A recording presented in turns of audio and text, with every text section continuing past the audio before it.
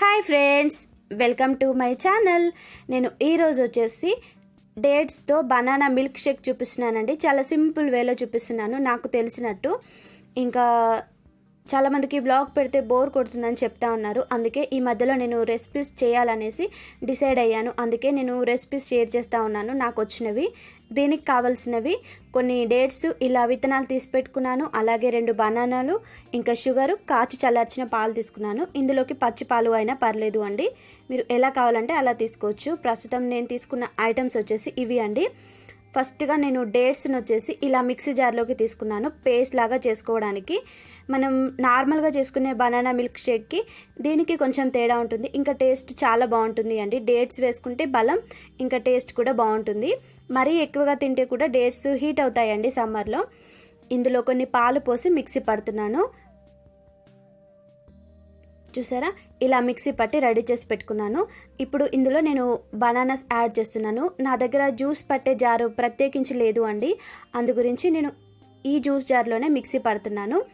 Bananas మనం పండినవి తీసుకుంటే మన మిల్క్ షేక్ వచ్చేసి స్వీట్గా వస్తుంది, లేకుంటే కొంచెం ఒగరొగరుగా ఉంటుంది అండి. అందుకే ఇలా పండినవి తీసుకోండి ఫ్రెండ్స్. నేను 2 బనానాలు తీసుకున్నాను, మీకు ఇష్టమైతే ఇంకా ఎక్కువ కూడా తీసుకోవచ్చు. ఇలా సింపుల్గా చూపిస్తున్నానండి. ఇది వచ్చేసి నాకు వచ్చిన రెసిపీ అండి. నేను వేరే దగ్గర కాపీ కొట్టింది ఏం కాదు. నేను మా పిల్లలకి ఎప్పుడు సమ్మర్లో చేసే రెసిపీ ఇది. ఏ రెసిపీస్ అయినా అందరి దాదాపు సేమ్గా ఉంటాయి అండి. కొంతమంది కాపీ కొడుతున్నారని అంటూ ఉన్నారు, అది నాకు నచ్చడం లేదు.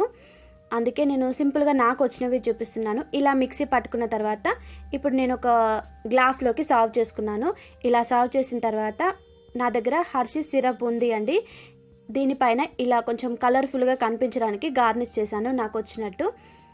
ఇంకా మన డేట్స్తో banana milkshake recipe ready అయిపోయింది. ఇంకా డేట్స్తో మీరు డేట్స్ ఉంటే తీసుకోండి, లేకున్నా పర్లేదు, నార్మల్గా కూడా చేసుకోవచ్చు. సమ్మర్లో కూల్గా కావాలి అంటే మాత్రం ఇలా బనానా మిల్క్ షేక్ చేసుకోండి, 2 మినిట్స్లో అయిపోతుంది. ఇంకా దీన్ని కొద్దిసేపు ఫ్రిడ్జ్లో పెట్టుకొని తాగామనుకోండి, చాలా సూపర్గా ఉంటుంది. అందుకే ఇలా చేసిన తర్వాత నేను దాదాపు ఒక 10 నిమిషాలు ఫ్రిడ్జ్లో పెట్టానండి. మనం డీ ఫ్రిడ్జ్లో అయితే 10 నిమిషాలు కానీ అరగంట కానీ పెట్టుకోవచ్చు. ఇలా పెట్టుకున్న తర్వాత మా వారికి ఇచ్చాను అన్నట్టు. మా వారికి ఇచ్చిన తర్వాత ఫస్ట్ నేను ఇది ఏంటో చెప్పలేదు, డేట్స్తోని బనానాస్తోని చేసిందని చెప్పలేదు.